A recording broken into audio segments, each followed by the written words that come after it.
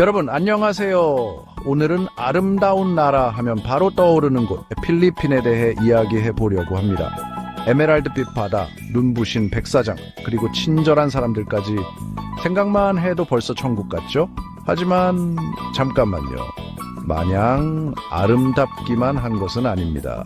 특히나 미성년자와 관련된 법률은 한국과는 다르게 아주 엄격하게 적용되고 있죠. 자칫하면 한순간에 여행은커녕 감옥에서 지내야 할 수도 있습니다. 자, 그럼 지금부터 저와 함께 필리핀 의제강간법의 A부터 Z까지 속 시원하게 파헤쳐 봅시다.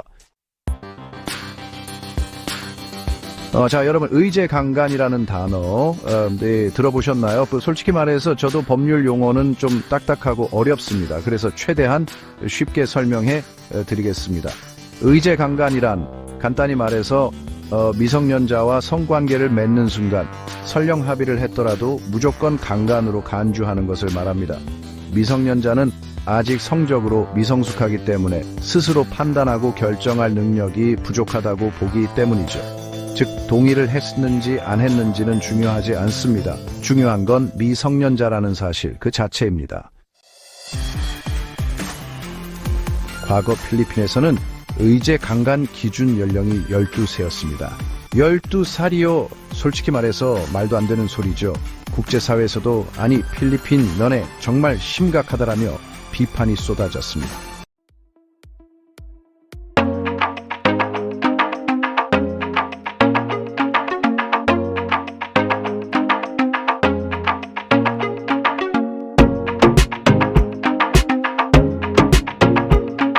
필리핀 정부도 정신을 차렸는지 2022년에 법을 개정했습니다. 개정된 법에 따르면 이제 16세 미만과는 무슨 일이 있어도 절대 안 됩니다. 만약 16세 미만과 성관계를 맺다가 걸리면 바로 철컹철컹 감옥에 가는 겁니다. 단 여기서 중요한 예외가 있습니다. 바로 두 사람 모두 16세 미만이거나 나이 차이가 3살 이하인 경우입니다. 네, 여러분 농담이 아닙니다. 필리핀 의제강간법은 생각보다 훨씬 강력합니다. 피해자가 16세 미만이라면 동의 여부와 관계없이 무조건 처벌을 받게 됩니다. 특히 가해자가 성인일 경우에는 더욱 엄격하게 처벌되는데요. 심지어 무기징역까지 선고될 수 있습니다. 하지만 만약 피해자가 12세 미만이거나 가해자가 부모, 교사, 종교, 지도자 등 피해자에게 권위 있는 위치에 있는 사람일 경우에는 이야기가 달라집니다. 이런 경우에는 가중처벌을 받아 최대 무기징역까지 선고될 수 있습니다. 네, 맞습니다. 평생 감옥에서 썩을 수도 있다는 뜻입니다.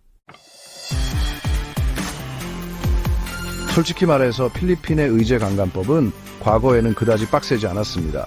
하지만 이 때문에 국제사회의 비판이 끊이지 않았습니다. 결국 필리핀 정부도 더 이상 국제적인 망신을 살 수 없다라고 판단했는지 2022년에 대대적인 법 개정을 단행했습니다. 아동 성폭력 사건이 끊이지 않는 상황에서 미성년자를 성적 착취와 인신매매로부터 보호하기 위해서는 강력한 법적 조치가 필요하다고 판단한 것입니다. 필리핀 정부는 이번 법 개정을 통해 아동 성범죄를 예방하고 피해자를 보호하는 효과를 기대하고 있습니다.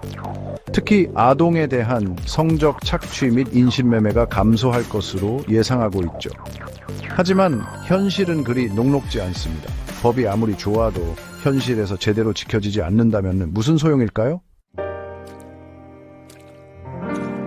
자, 여러분 결론입니다. 필리핀 의제강간법 개정은 분명 아동 보호를 위한 중요한 진전입니다. 하지만 법만 바뀐다고 해서 모든 문제가 해결되는 것은 아닙니다. 필리핀 여행을 계획 중이신가요? 물론 아름다운 자연과 친절한 사람들이 기다리고 있는 곳입니다. 하지만 그 전에 꼭 명심해야 할 것이 있습니다. 바로 필리핀의 법은 한국과 다르다는 사실, 그리고 무지가 결코 변명이 될 수 없다는 사실입니다.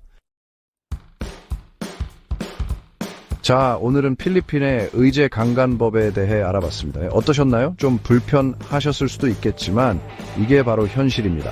필리핀은 아름다운 나라이지만 동시에 법이 엄격한 나라이기도 합니다. 특히 미성년자와 관련된 문제에 대해서는 더욱 그렇죠. 여러분도 오늘 저와 함께 나눈 이야기들을 잊지 마시고 항상 조심하고 또 조심하시길 바랍니다.